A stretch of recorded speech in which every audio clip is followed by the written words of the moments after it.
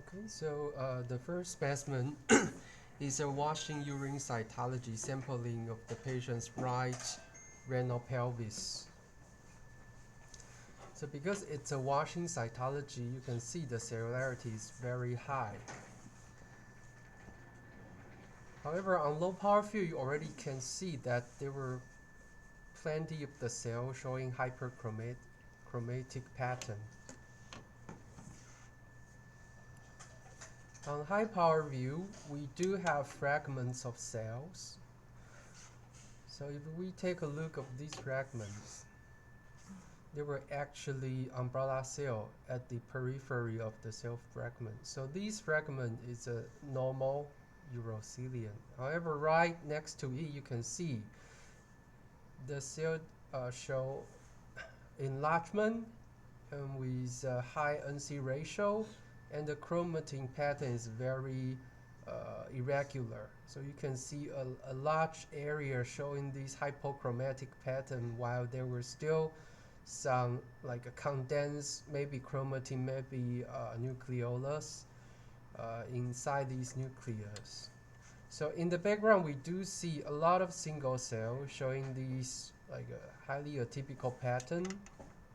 Some with definitely hyperchromasia, while the other also show this a bit vesicular hypochromatic pattern, but all of these cells show high NC ratio. So this is diagnostic for high-grade urothelial carcinoma. So for the washing cytology, we do see quite often a lot of fragments. So some of the fragment can be tumor, but a lot of the most of the time you can see that there were sometimes there was still maintained of the umbrella cell, so this is likely benign. And it is ideally that we can find a single diagnostic cell disassociated and with definite high-grade urothelial carcinoma pattern. So this is positive for high-grade urothelial carcinoma. The next specimen is a similar specimen. This is from a different patient. It's also washing cytology.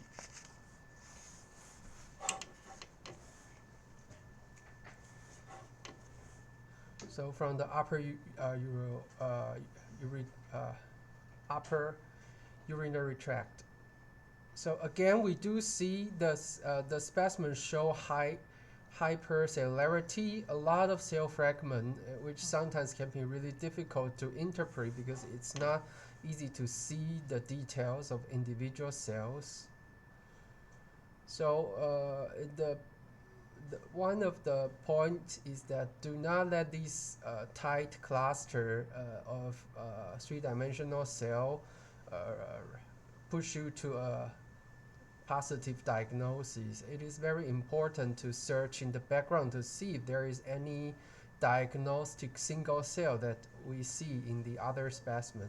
So in this specimen, you will find that in the background, it was kind of difficult to find these atypical single cell. You do see some cells with hypochromasia, but these cells seems to show relatively homogeneous chromatin pattern, although it has a little bit increase of NC ratio, but the size of the nucleus is not significantly enlarged. So this is a little bit uncertain. For these tight clusters, sometimes it's very difficult to see through. You do see some cell with prominent nucleola. However, prominent nucleolus is not a classic feature of a high-grade urothelial carcinoma. It can also present in the reactive type of changes.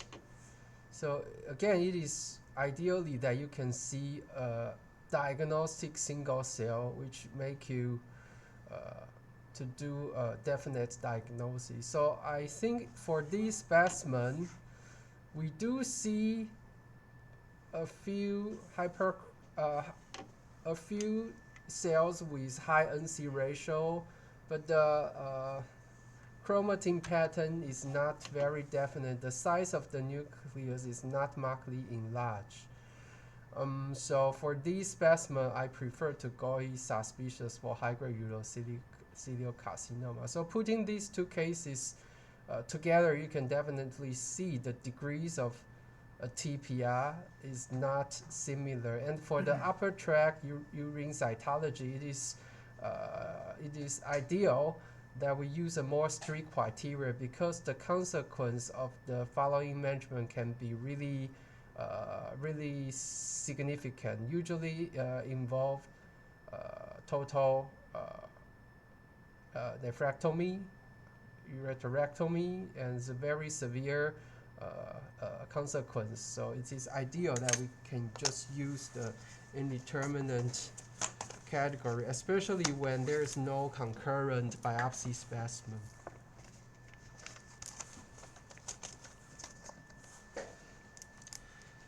So next, we are going to take a look at a couple peritoneal washing cytology. So these specimens are from GYN operation. So for these specimens, you can see in the background there were a lot of necrosis. So it is a highly necrotic specimen, and we do see single highly atypical cells. So these specimens seems to be positive. And here we do see a glandular pattern with vacuolated cytoplasm, so it seems to be adenocarcinoma.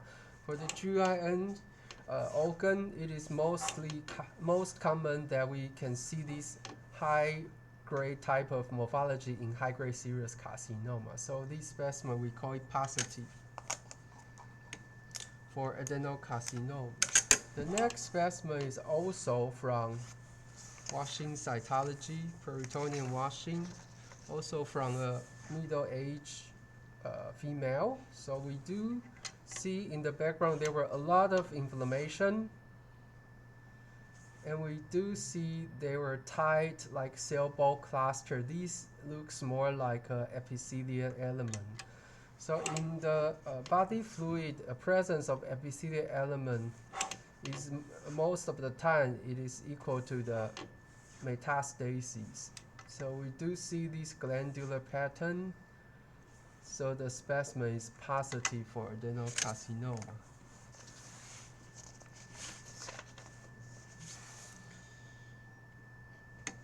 So moving on, this is a pleural effusion specimen from a patient with non-history of lung adenocarcinoma.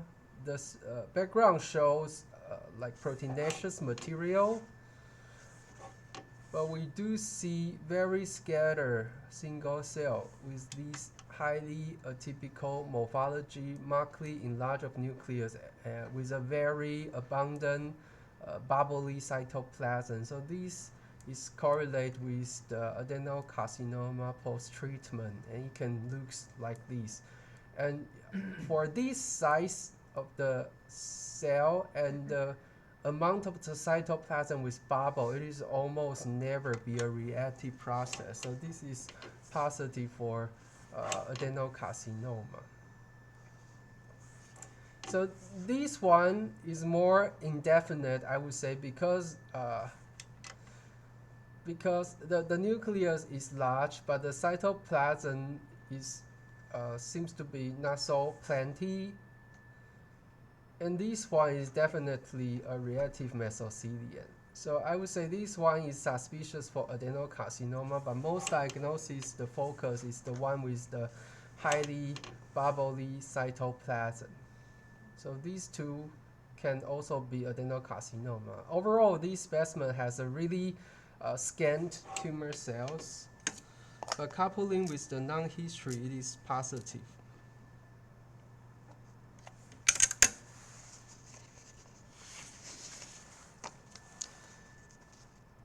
So the next specimen is from a patient with a non-history of pancreas cancer, and this is the ascites specimen.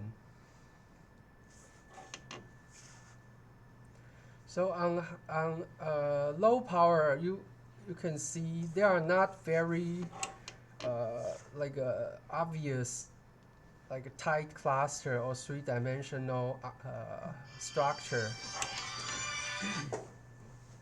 But if you go on higher power, you can see these small aggregates of the cells. They do show in large nucleus and with like a disorganized arrangement. And the most prominent feature is that if you take a look of the cytoplasm, they do seem have some oranginophilic mucin inside it. So this is consistent with metastatic pancreatic cancer and with the intracytoplasmic mucin production. So the pancreatic cancer in body fluid sometimes can be really well differentiated, and one of the most convincing signs to see the mucin in the cytoplasm. So again, for these specimens, there are not so plenty of tumor cells, but we do see like unequivocal cluster or single cell with eccentric nucleus and prominent nucleoli. So this is positive for pancreas adenocarcinoma. This is the cell block preparation. Again, there are not so many tumor cells in the background, but here we can see one cluster, two clusters. These two are definitely adenocarcinoma. So this is positive for adenocarcinoma coming from pancreas. The next specimen is also a cited from a different patient with history of pancreatic cancer. So in this specimen, we see a lot of inflammatory cell in the background, but we do see some very large, highly atypical cells. So this is compatible with high-grade pancreas adenocarcinoma with this very high-grade morphology. So you cannot mix this one. This is very eye-catching with large nucleus, strange-looking prominent nucleolus, and sometimes with multi-nucleated tumor giant cells. So this is also positive.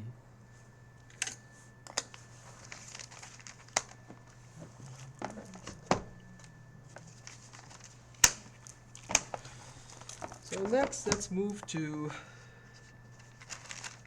aspiration. So we had a couple pancreas FNA. So for the pancreas FNA, sometimes they do sample a lot of cancer cell, which is very easy to make diagnosis. For this specific case, the tumor cell component is very scant. So we have one cluster of glandular cells. The cells show overlapping nucleus and with so-called drunken honeycombing, which means that the distance of the nucleus is very irregular. Some with a wide gap, some is very tight, even overlapping. The shape or size of the nucleus is also variable. So this seems to be an adenocarcinoma cluster and with a moderate, like a well to moderate differentiation. So this is very scant. Only one of these clusters showing these moderately differentiated adenocarcinoma cluster. There were a few couple clusters seems to be more well differentiated. So to me, I think this cluster is equal to the well differentiated component. Again, you have a well differentiated like luminal border suggests that it is a glandular ductal structure. If you take a look of the nucleus, it is not very polymorphic. The size of the nucleus is compatible with each other. However, if you take a look of the long axis of each of the nucleus, you can see that they are actually crossing with each other in a very bizarre shape. So this is also that we call disorganization. So this is likely a well-differentiated adenocarcinoma component. So this type of changes is the most difficult to identify in the cytology preparation. Again, this cluster also seems to be with like a drunken honeycombing. Some nucleus, there were gaps between them, some is overlapping, and the long axes of these cells were all crossing with each other. So again, this is likely a well-differentiated carcinoma component. The biopsy specimen has been already signed out as an adenocarcinoma, so I think this specimen is positive, just very, very scant.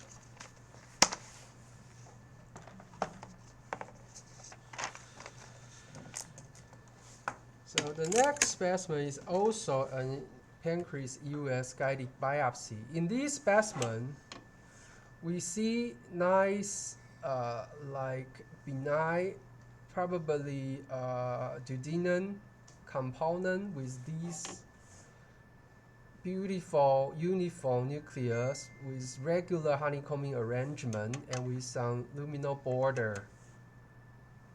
And there were also scattered goblet cells, suggest that these are from the duodenum.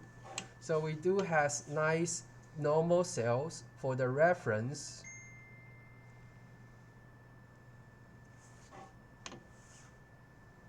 So right next to these normal duodenum, like a mucosa, we see a tight, like overlapping cluster with hyperchromatic cells and with overlapping. So we want to see if there is a good area showing like more flattened type of changes that we can convincingly call these positive. So these are what we are looking at. So there were vesicular chromatin, and every nucleus show one distinct nucleolus, and it is irregular in the arrangement.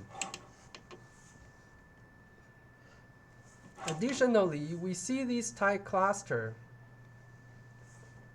and we find that probably on the TV is not very clear, but in the microscope, under the microscope, we find these irregular cripiform pattern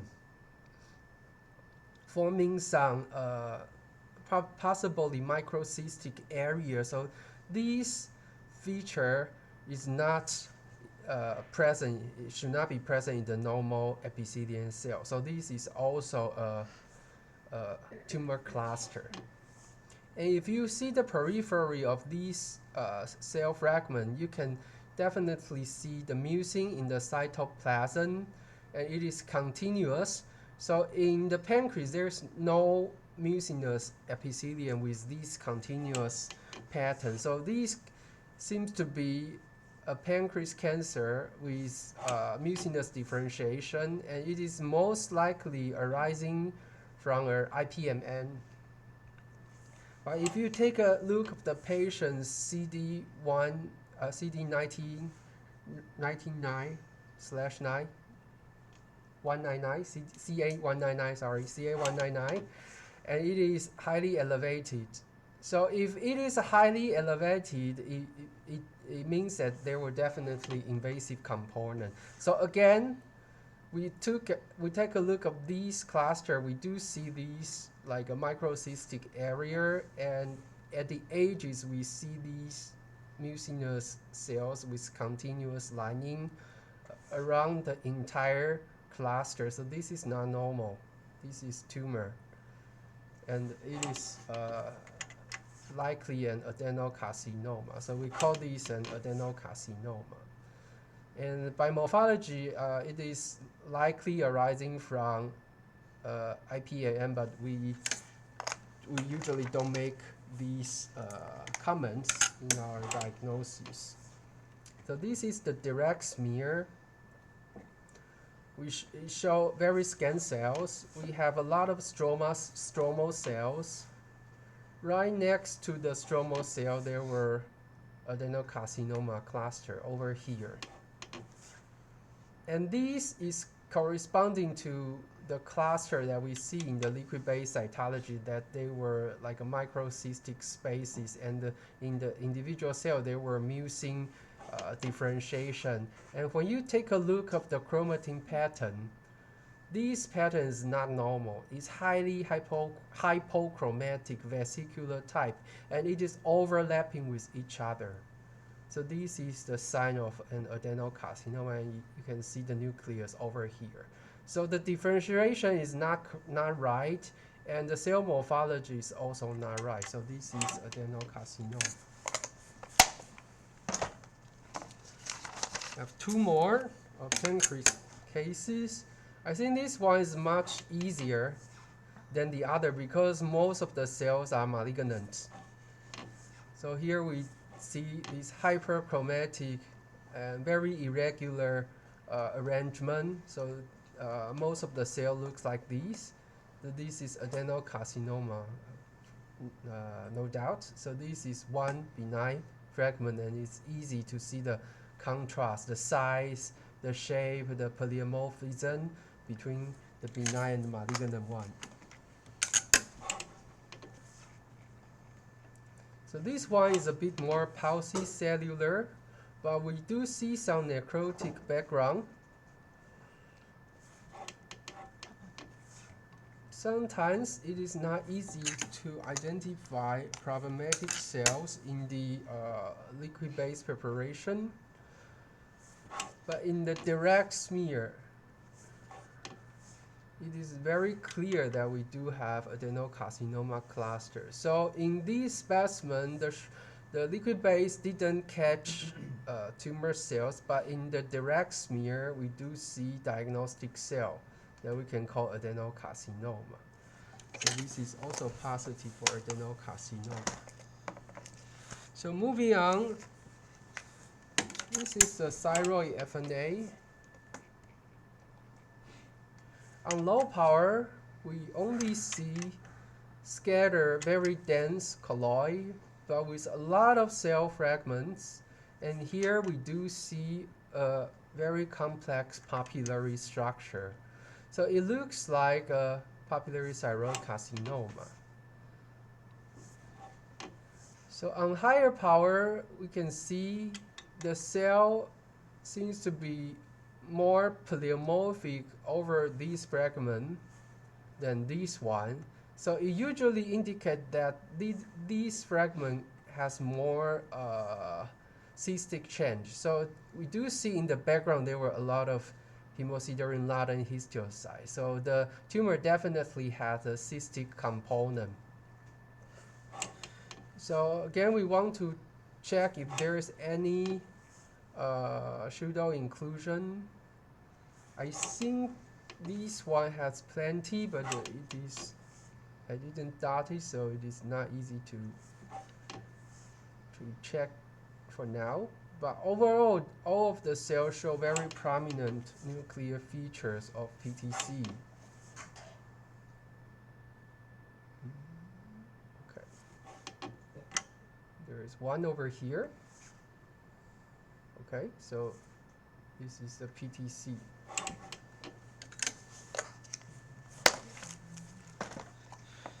So let's check some pap smear. So this case is from 10% like rescreening, and the original diagnosis is negative, but the second cytotech do identify a couple cells that is qualified for ASCUS. So this one, the diagnosis has been changed from negative to ASCUS.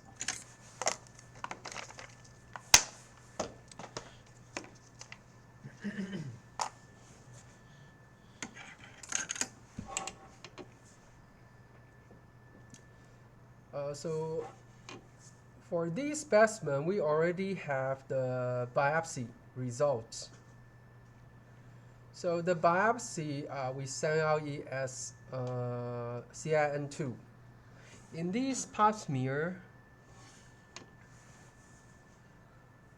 we do see large cells with low NC ratio and vague colorosity change. We do not see any cell suspicious for high CO.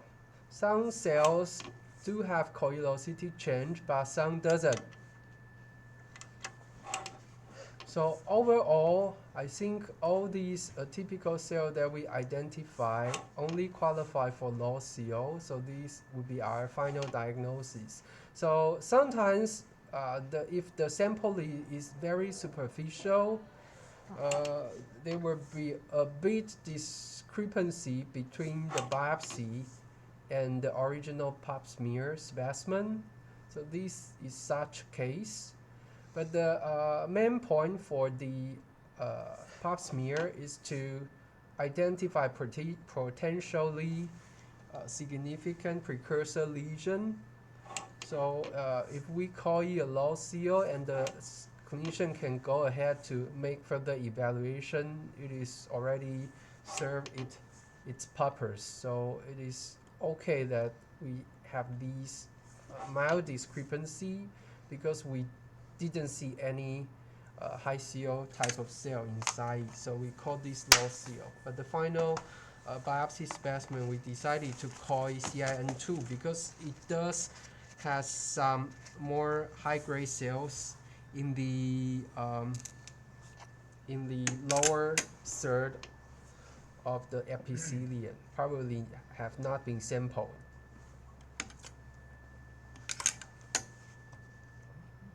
So this is a different patient.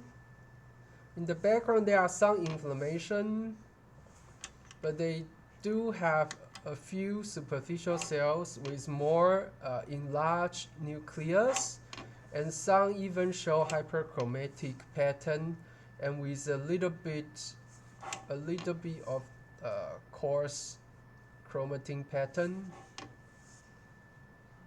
but in a very inflammatory background. So overall, I think this sample is qualified for Ascus specimen.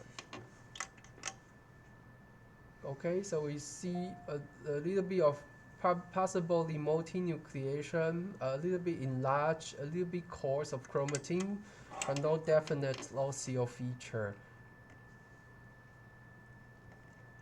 So this one is called Ascus.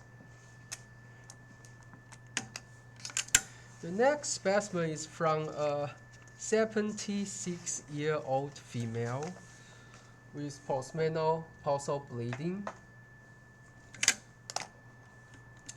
So in this specimen, first of all, we do see the endometrial debris, which is very typical. You can see these granular cellular debris at the mix with the PMN and histiocytes.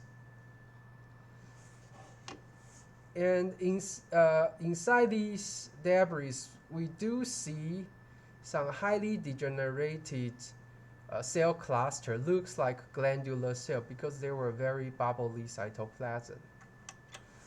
So this is qualified for a typical glandular cell, especially inside this background. And for a typical glandular cell coming from the endometrium, it is also common that you can see phagocytosis, infiltration of this PMN inside the cytoplasm of this glandular cell. So for this specimen, we call it Ascus with the endometrial origin.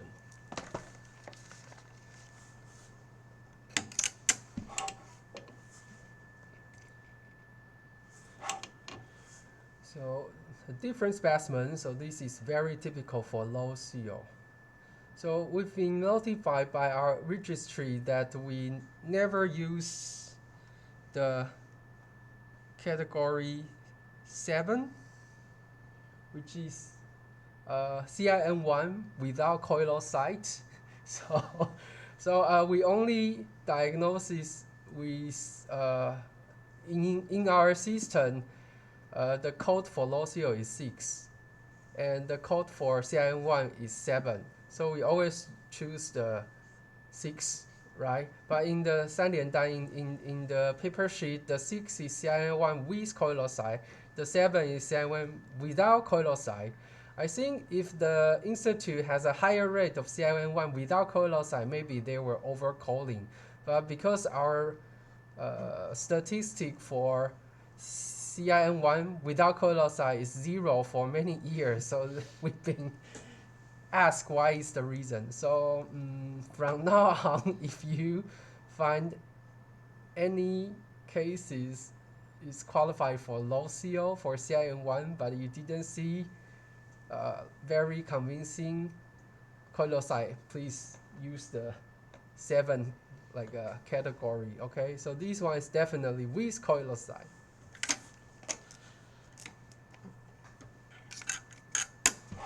So the final pap smear, this one has been signed out as negative, but the screener do put a couple dots.